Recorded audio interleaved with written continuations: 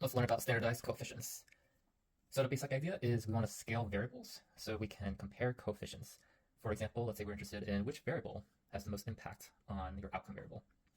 So let's take an example. Let's say you're interested in predicting rent, and your regression results comes out to be something like this, where it's 600 increase for every additional bedroom. Let's say increase of 2 for every additional square foot. And let's say I don't know, $500 extra for having a garage.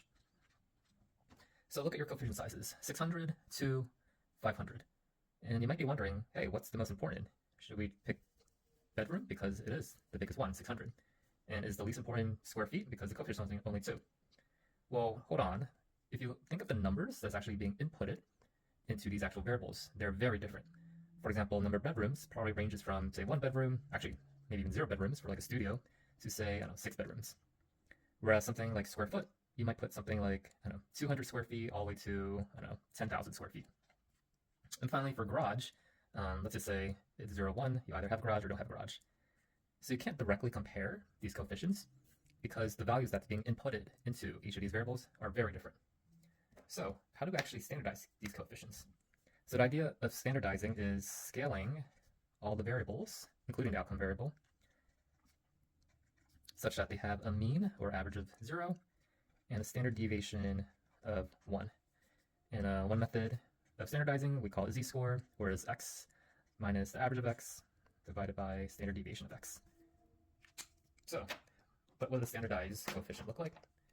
So if we look at the standardized regression results, we'll have, let's just call it z for standardized rent.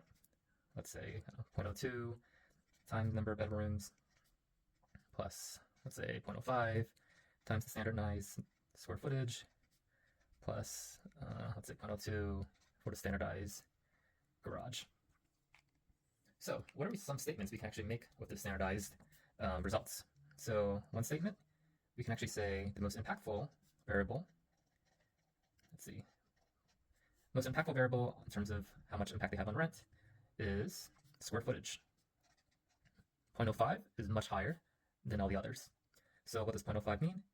It would mean a 1 standard deviation increase in square footage corresponds to a 0.05 standard deviation increase in rent. Not exactly the most humanly interpretable, but it is something you can actually compare across all the different variables now. So what's another statement we can make? Notice the standardized coefficient on bedroom is 0.02. Same thing with garage. Since they're now standardized, you can actually compare it against each other. And since they're both 0.02, you can actually say, let's say having a garage increases rent as much as having an additional bedroom on average.